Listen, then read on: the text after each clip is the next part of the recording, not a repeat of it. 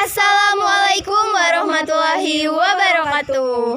Halo sahabat budaya. Ketemu lagi nih dengan kita bertiga. Saya Windu Adela Putri, Saya Aini Ganda Beldo. dan saya Dea Pertiwi. Kami siswi SMA Negeri 1 Gantung. Baiklah teman-teman, pada kesempatan kali ini kami akan membuat video vlog yang bertemakan tentang Jejak Timah di Kota Manggar. Mau tahu kan gimana kisahnya?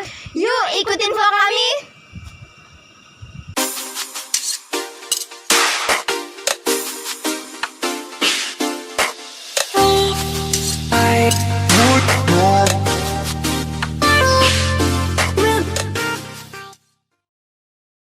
Sahabat budaya, kehadiran perusahaan timah swasta di Pulau Belitung sangat berpengaruh terhadap perkembangan yang terjadi di pulau ini.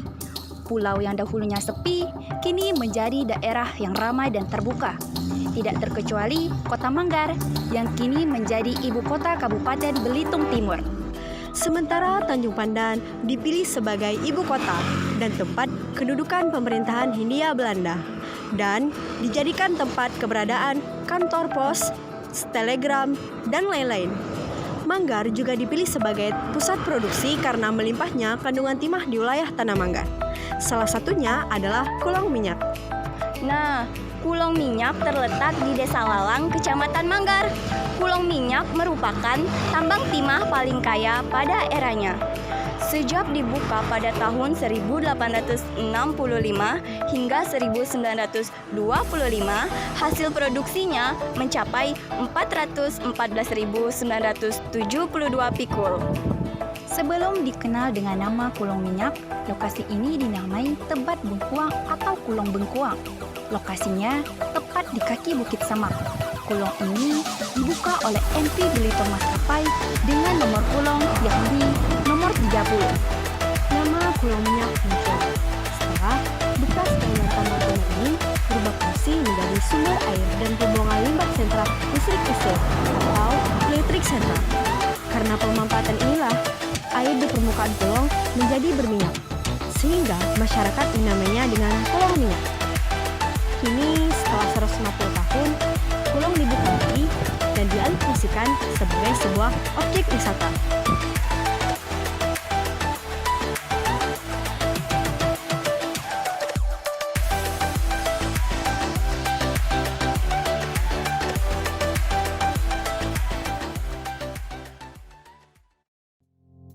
Sahabat budaya, sekarang saya sudah berada di Sekolah AC atau Ambak Kursus yang sekarang menjadi SMK Stania Manggar. Jadi, untuk mendukung aktivitas penambangan timah, pemerintahan Belanda kala itu melalui perusahaannya NV Belitung Maskapai membangun sebuah pembangkit listrik tenaga diesel yang dikenal dengan IC atau Elektrik Sentral tahun 1909.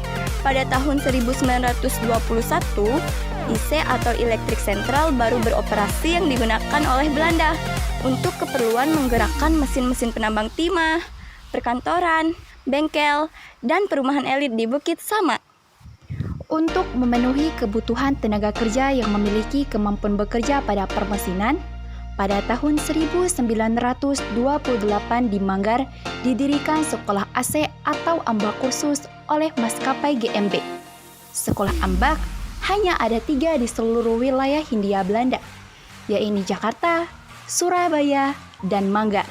Siswa lulusan Sekolah AC bisa bekerja di perusahaan Timah NV Belitung Maskapai dan PT Timah pada masa kemerdekaan Indonesia.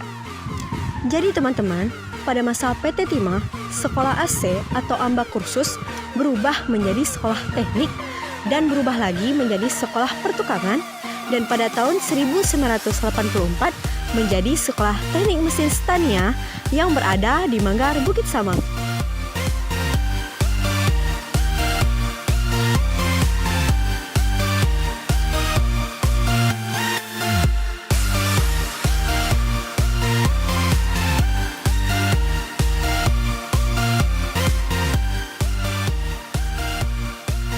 Nah, teman-teman, sekarang saya sudah berada di Rumah Dinas Bupati yang dulunya pernah menjadi rumah tuan kongsi pada era pemerintahan kolonial Belanda.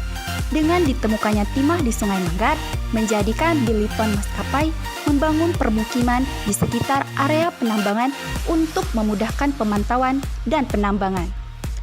Jadi, tidak lama setelah pembangunan permukiman tersebut, NP Biliton Maskapai memindahkan distrik Burong Mandilenggang ke Sungai Manggar. Dari pemindahan tersebut, menjadikan wilayah Manggar semakin berkembang. Rumah-rumah Cina dan pribumi mulai memenuhi pinggiran Sungai Manggar. Sehingga perusahaan GMB merasa perlu melakukan perluasan pada perumahan tersebut. Maka pada tahun 1916, distrik Manggar dipindahkan dari Sungai Manggar ke Bukit Samak, di mana rumah Tuan Kongsi sebelumnya sudah didirikan di Manggar pada tahun 1876.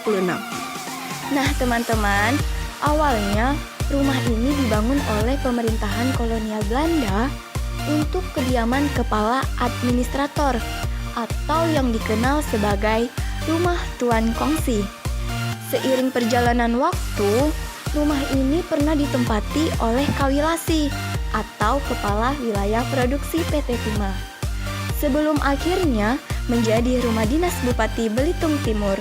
Kedua rumah ini masih dirawat dan digunakan oleh pemerintahan Kabupaten Belitung Timur hingga saat ini.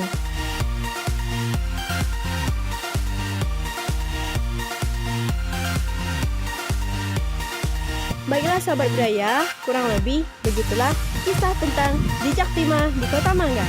Bahwasannya, perkembangan Kota Manggar menjadi kota metropolitan tidak bisa terlepas dari keberadaan Timah.